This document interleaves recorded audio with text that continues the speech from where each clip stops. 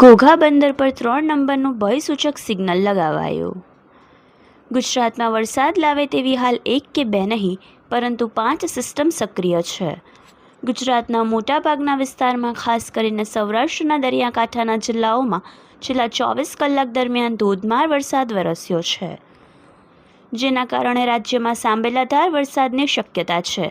ત્યારે હવામાન વિભાગની ગુજરાતમાં આગામી 7 દિવસ રેડ, ઓરેન્જ અને યલો એલર્ટ અંગે આગાહી કરવામાં આવી છે, જેમાં આજે 20 ઓગસ્ટના રોજ અમરેલી, ભાવનગર, સુરત, નવસારી તથા વલસાડ જિલ્લામાં તેમજ 21 ઓગસ્ટના રોજ કચ્છ, દેવભૂમિ દ્વારકા, પોરબંદર તથા જૂનાગઢ જિલ્લામાં અતિભારે વરસાદની આગાહી કરવામાં આવી છે.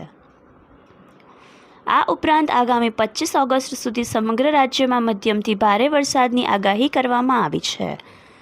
હવામાન ખાતાની ભારેથી અતિભારે વરસાદ પડવાની સંભાવના હોય ત્યારે આજે ઘોઘા બંદર ખાતેની જેટી પર 3 નંબરનું ભયસૂચક સિગ્નલ લગાવવામાં આવ્યું હતું. ઘોઘાના કાંઠાળ વિસ્તારોમાં 50 થી 60 કિલોમીટર પ્રતિ કલાકની ઝડપથી ભારે પવન ફૂંકાવા સાથે અતિભારે વરસાદ અને તોફાની દરિયામાં ઊંચા મોજા ઉછળે તેવી સ્થિતિનું નિર્માણ થઈ શકે છે. આથી જ ઘોઘાના બંદર પર વધુ તકેદારી માટે 3 નંબરનું સિગ્નલ લગાવી દેવાયું છે.